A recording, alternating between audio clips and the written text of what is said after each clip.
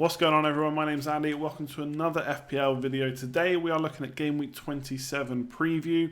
Obviously there's lots of news that's come out this week. Blank Game Week's now confirmed. We pretty much know when the double game weeks will be, although the matches aren't confirmed yet.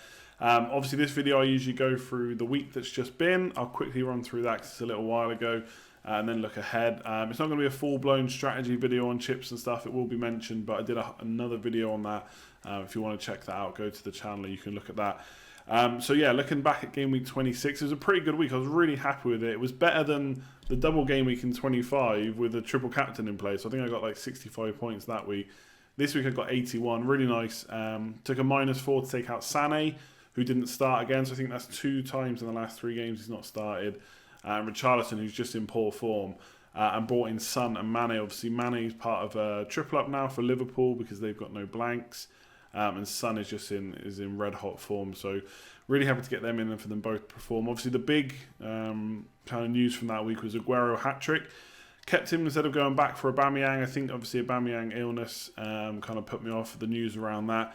Expected Aguero to do something against Chelsea. I wasn't expecting them to smash them. I think it was 6-0.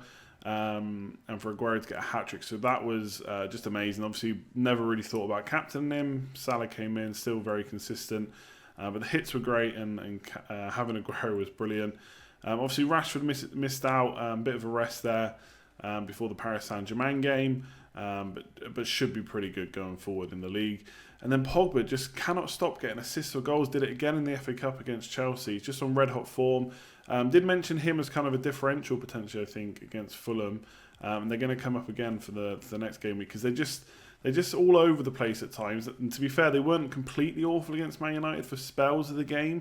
Did have a bit of possession, but just not really creating much, and still very, very suspect at the back. So they're going to come up in the 27 preview for sure. So yeah, 81 points, up to 35k.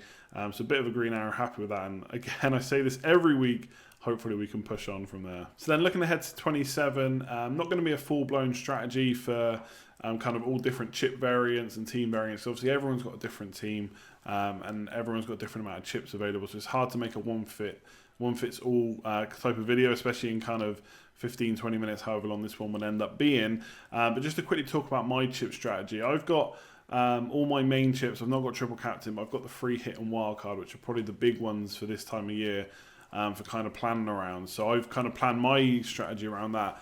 And I'm probably going to go for what's probably one of the more popular ones this year is the free hit in Game Week 32. And then the wild card in Game Week 34, and then a bench boost in 35. And that'll basically leave me building up to Game Week 31, trying to get out as many players as possible when there's blanks. And obviously that will then help me also plan for Game Week 33, because any team that plays in 31 should also play in 33 as well. So that's the strategy I'm going for. One of the reasons for that is I just like the idea of having 2 different wildcard teams, essentially. So 2 different teams for the 2 different double game weeks. So the free hit will allow me to have 1, and the wildcard in 34 will let me plan for 35 and also build towards my bench boost. Now we'll have to see how good the bench boost is in that week, and obviously we don't know which double game weeks are confirmed yet, or at least when the matches are 100% going to be played, but hopefully we'll find that out soon enough. But yeah, that's my chip strategy. I think with my team right now, I've got triple Liverpool, 2 Huddersfield. Yes, Huddersfield not probably going to do best. They'll probably get me no points in the blank, but they're already in as bench fodder, so I might as well keep them. And I got Fabianski as well, so I've already got 6 players. And obviously I got 1 free transfer in 27, 28, 29, and 30, and 31. So I've got 5 transfers to make. I'm not necessarily going to use them all on blank players or players that aren't going to blank. But that's definitely my thinking. If I can get out 8 or 9 or even 10 players in that week, then happy days. And I've still got my chips to try and master the double game week. So that's what I'm going for. And then obviously we do have other game weeks to consider. So let's talk about game week 27. A few people asking about kind of hits and are they worth it. And I think in blank game weeks, a few things to remember. Obviously there's less fixtures, so people are targeting the same fixtures. There's possibly a little bit less ground to make up. But at the same time, you could lose ground if people have got kind of a team of 11 and you're stuck with kind of 7 or 8 players. I don't think most people will be in that boat because we've got a lot of Man United and Liverpool players in play. If you're looking at taking hits this week, I'd really look at players that maybe you're going to captain if you've not got a captain that you like. So Aubameyang, possibly even Lacazette, Son, who's currently my captain. So if they're going to be captains, but obviously just remember that both those players will miss out in Game Week 31. And I suppose the key one, if you're not already on triple Liverpool and you're looking to maybe double up on their attack, similar to what I've done, Salah and Mane, then you could look at taking a hit there. But obviously it is Man United away for them, so that is a tricky one. So I wouldn't personally take too many hits this week. I don't know if there's too many players I'd want to target. West Ham maybe against Fulham, like I said in the review section. Fulham are a team that quite good at giving away goals and could do the same against West Ham. And also West Ham would then be kind of setting you up for the blank period as well. So there's a few players I would take hits for, but the likes of Huddersfield, Newcastle, teams like that, I don't think I would. So try and keep them to a minimum. I'm not convinced there'll be too many hits made this week, but obviously we'll find that out as we get closer to the game week. People start talking about it, and once the game week's done, we'll see once the game week starts, we'll see how many people have taken them. Are Chelsea worth considering? So obviously the big news from the FA Cup results is that Man United beat Chelsea, which means Chelsea will now not blank. They'll have a double game week at some point because they've still got their one to rearrange from game week 27. So obviously this week they'll blank, but they won't blank in 31 and 33. So obviously you're not going to probably bring them in this week. And then they play Spurs at home. So they're not a team that you have to rush into. And to be honest, they didn't look great against Man United. They had a lot of possession, but they were kind of devoid of ideas. There was just nothing going on there. In the second half especially, they had a lot of possession and just couldn't penetrate Man United. Now, yes, Man United are a top 6 team. Yes, it's tough to break them down normally, but they've not been great defensively. Under Solskjaer, they've done a bit better, but generally this season, not fantastic. And I think Chelsea should be good enough to get a goal there, especially with that much possession. But couldn't break down Chris Smalling, Ashley Young, Luke Shaw. They all have really good games, and Lindelof as well. So it's hard to judge them just off of that, but they just don't look right. Sarri, there's loads of speculation around how much longer he's got in the job. They've got to play Man City in the League Cup. They'll probably lose that game, you'd imagine. If I was betting money, I'd put it on Man City, of course. That's another blow to them. Hazard, he wants to go. I don't necessarily think he's the kind of player that would just sulk. But you get the feeling, he really wants to go to Real Madrid at some point. Time is ticking on for that, and is his heart really in it? I'd say he is the kind of player that will keep on playing to the best he can, and obviously Higuain's still trying to fit in, so there is potential there. And I think if you look at the fixtures after the blank and Spurs, you got Fulham away, Wolves at home, Everton away, Cardiff away, and West Ham home. So I'm not writing them off just yet. They're still a good team. They've got really good fixtures to come. It's just whether or not Sarri can turn it around, because he seems to only have one approach. If Barkley starts, Kovacic comes on. If Kovacic starts, Barkley comes on. All the substitutions against Man United were like for like, and I just think that's poor decision making. Who am I to question a Premier League manager? Nobody. But it didn't look right to me, and if that carries on, then maybe they're not the ones to go for. But if you're looking at someone like Higuain, obviously around the 9.5 million mark, then he could be traded down to players like Arnautovic, Vardy and Firmino are similar, so you have options if you bring him in. And like I said, fixtures are pretty good, so not writing them off. In defence, though, you got Luiz at 5.9, Alonso 6.5, and Azpilicueta at 6.3. None of them really stand out from an attacking sense. Looking at the kind of chances created, shots in the box and stuff like that, they're really far down compared to other mostly cheaper defenders. I think Alonso just not worth the money at this point. We've talked about this a lot. So Luiz, I would just get in because he's the cheapest one and just as nailed as the rest. So try and keep an open mind with Chelsea, I would say, right now. You don't need to get him in now. Blank followed by Spurs. Probably not the time to do it. But even Hazard, who I know he's called a troll a lot, and I know he's probably annoyed a lot of people, but just keep an open mind. If you've got someone like Sterling, for example, he could be a straight swap, similar price. Don't write that move off just yet. But for now, I probably wouldn't be considering them just yet. And then people obviously looking at West Ham and Leicester because they're not blanking and they got good fixtures. So Fulham, West Ham, like I said, I got Fulham at home next, really good fixture. Man City away tough, but then it's Newcastle, Cardiff, Huddersfield, and Everton right up to game week 32. So it doesn't get much better. Now, options there I think are quite limited. You've got Antonio as maybe an outside option, 6.8 million. 4 chances created, 3 attempts in the last 4 game weeks. And he's got a combined expected assists and expected goals of just over 1, which actually beats Anderson at 7.2. Now, I'm not sure if Antonio is going to keep his place. He's played the last kind of 4 or 5. It's looked pretty good as well, so he might be able to hold that place there. But Anderson obviously has played all season. You're not expecting him to lose his place. So he's created more chances, but expected goals and expected assists-wise, he is down slightly on Antonio. But For me, he's probably the key one I would look at going for if you don't want to risk Antonio. 7.2 million is a good price, can fit into your midfield. Arnautovic is obviously the one for a lot of this season that we've been looking at. 6.8 million seems like a bargain to me with those fixtures, but I'm just worried about fitness. We'll have to wait and see again this weekend what the manager says, if he's fully fit. But hasn't played many minutes recently, and every time he seems to play, he seems to pick up a knock, or he's playing with a knock. And I just think at this stage of the season, where transfers are key, obviously we only have a limited amount any game week, but these game weeks in particular, where we're planning around double game weeks and blank game weeks and stuff like that, you can't really be taking too many risks about bringing players in that you're then going to need to take out. So for me, Anderson's the one.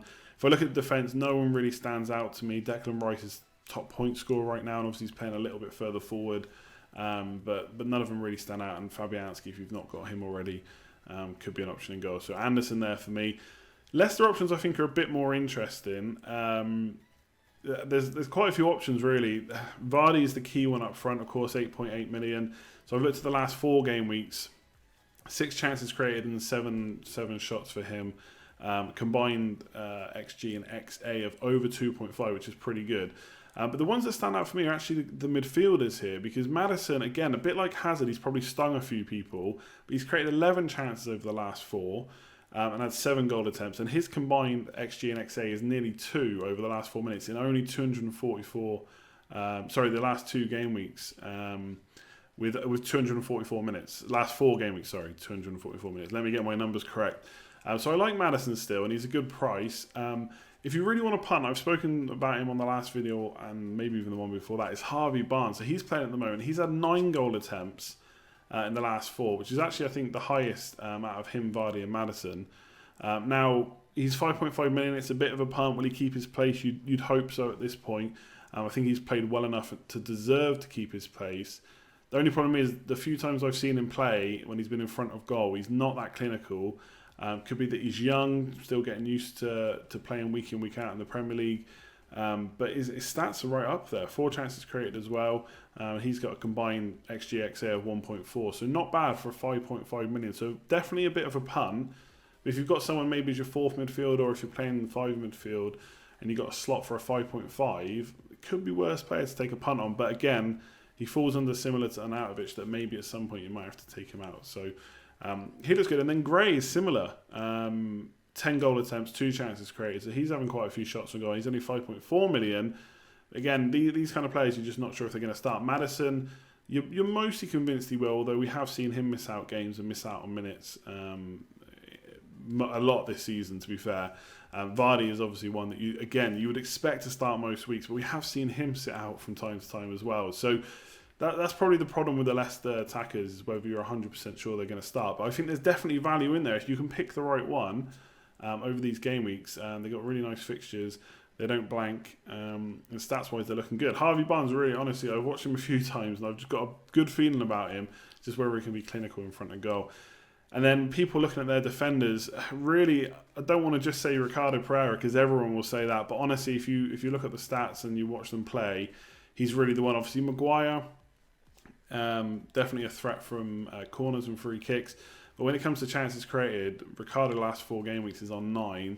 Chilwell and Maguire have got 3 between them, and they've all got 4 goal attempts anyway. Yes, Maguire's more in the box, but I think for 5.3 million, it has to be Ricardo Pereira. And if I could afford to get him in, he would definitely be the one I'd go for. So Leicester assets got some good options in attack if you're happy enough that they're going to start. I think Vardy, Maddison and Harvey Barnes all look pretty good. Don't forget big teams and Liverpool triple up. So I actually wrote this as a kind of don't forget about the other team's fixtures. Obviously, one thing we kind of, a trap that we all fall into is that we just plan for blanks, we just plan for double game weeks, and then we miss all the game weeks in between and miss out on some really big points. But to be fair, there are some good fixtures for the big teams, but they haven't got like a really good run, like say Newcastle or Leicester. I'm not saying you should go for Leicester and Newcastle over these teams, but maybe actually you can get away with not having too many of them. So Man City, I'm really happy to have Aguero, but he blanks. Then it's West Ham at home, Bournemouth away and Watford at home, really good. But then it's another blank. So I think that's quite nice because all 3 fixtures in a row are pretty good. And obviously, if you've got some straight swaps you can do up front, if you can afford to get Aguero straight in, you can afford to get Sterling. They look like the main two attackers right now. Sané kind of fallen out of favour. I think they're still worth it, but probably not too many other options there I'd want to invest in. Then Arsenal, again, if you're looking at the likes of Aubameyang, Lacazette, I'm not really sure they've got any midfielders I want to go for, but they've got Southampton at home, so it could be a good captaincy option this week. Then Bournemouth at home, but then it's Spurs away and Man United at home. So they're not going to be too good either for those two fixtures, you'd imagine. Chelsea, similar, I've already said. Yes, they're good from Fulham onwards, but it's blank and Spurs the next game. Man United, Liverpool at home, and then, so who knows what's going to happen there. I'd expect there to be goals in that game, but I wouldn't like to bet too much money on who's gonna get them for Man United. You'd imagine Pogba and Rashford will be involved, but how many will they get? I'm not sure there's going to be too many double figures there. Then it's Palace away and Southampton at home, which is okay. Then it's Arsenal away. Right now, that looks like an okay fixture the way Arsenal have been playing, but you never know who's going to turn up there. And then it's a blank. So I do think there's definitely players. If you haven't got the likes of Pogba and Rashford, they got really good. They got pretty good fixtures. After Liverpool, up until the Arsenal game. But then it is a blank, and then they're going to blank again in game week 33 as well. That's guaranteed because they're playing Wolves and they play each other in 33. So we know it's going to happen. So what I'm trying to say in a long way is, yes, I don't want to repeat previous seasons where I miss out on these fixtures. But at the same time, when I look at Chelsea kind of out of form, Arsenal attackers, you got Aubameyang and Lacazette, but I've already got Aguero. Liverpool triple up is probably a no-brainer. Man City, Aguero and Sterling, great, but they're really expensive. So if you can't get them in easily, probably not worth taking hits for necessarily.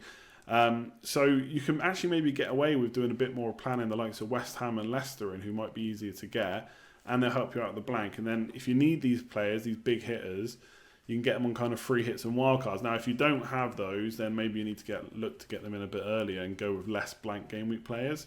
But it might not be the be all and end all missing out on some of these big hitters. Although I will say I'm very happy to have a Man City player for their 3 games after the blank, because they look really good. And then captaincy. The standout options are probably Aubameyang, Lacazette against Southampton. And possibly Son versus Burnley. I've got him as captain because I don't own Aubameyang currently. But I'm a bit worried because Tom Heaton is in for Burnley and doing pretty well. They've kind of tightened up a little bit, although they are still conceding goals, but not kind of hatfuls. But Son is in such good form, I think I have to go with him out of my team. You've got the likes of Liverpool, Man United that people will look at, and to be fair, Mane, Salah, Pogba, Rashford, all in form. I couldn't begrudge you for going for them, but it is a top 6 clash, and even though I think it'd be quite open, I find those games are just ones where I don't want to bet on which player will do well. Yes, Rashford could do well, but Pogba might not get anything. Salah could be the man, not Mane. Mane could be the man, not Salah in that one. I just don't like those games, and if it does end up being tight, it could be a 0-0 or a 1-0 to either side. And I just, for me, when those games come along, that's when I look to captain someone different. And I think Son's a good option for me, and Aubameyang definitely are probably the 2 standouts. But I wouldn't rule out West Ham necessarily. You would be taking a bit of a punt because Felipe Anderson has been pretty out of form when it comes to FPL points. But if any fixture is going to turn around the kind of points that people can get, so if a team's going to suddenly get some points or a player's going to suddenly get some FPL points, it's going to be against Fulham at home. So I wouldn't write them out as differentials, but for me, Aubameyang and Son probably the best.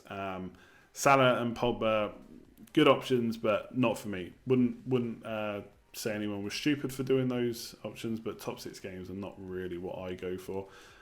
And then my plans, I'm basically going to stick. This is my team. I don't think I'm going to make any transfers. I want Aguero for the next 3 fixtures, so I'm not going to swap him for Aubameyang. I kind of bought Son in, knowing that I would captain him this week and not have to worry too much about Aubameyang. He's playing Southampton, who you might say look better and more organised under the new manager, but still conceded 2 to Cardiff recently enough, so I don't see why Arsenal at home can't do something against them. So I'm a bit worried about not owning Aubameyang. But otherwise, people will point out that I've got 3 Liverpool and 2 Man United playing each other, but that's what happens in blank game weeks. There's not too many other fixtures to target. Apart from maybe Chelsea, they'd be the team that I might look at. But again, they're not. After this game week, but they're not in good form anyway. Obviously, you don't want to bring them in for game week 27. So yeah, that's kind of my plan. Stick how I am. Son in.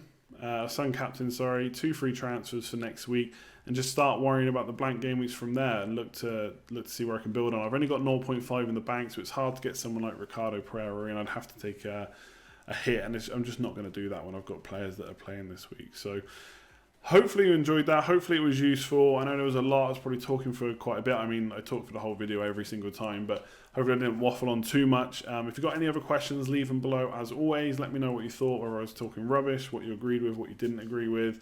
Hit a thumbs up on the video if you enjoyed it. Much appreciated as always. Subscribe if you're new around here. There'll continue to be weekly videos throughout the season. I will be streaming Wednesday evening this week, about 9 or half 9 UK time, because I can't fit it in the rest of the week. So if you watch this video tomorrow afternoon, you'll know that I'm streaming in the evening. Otherwise, you can go back and catch up. And then next week, videos as normal before the midweek game. So I'll leave it there. Like, comment, share, subscribe. Thanks for watching. As always, see you later.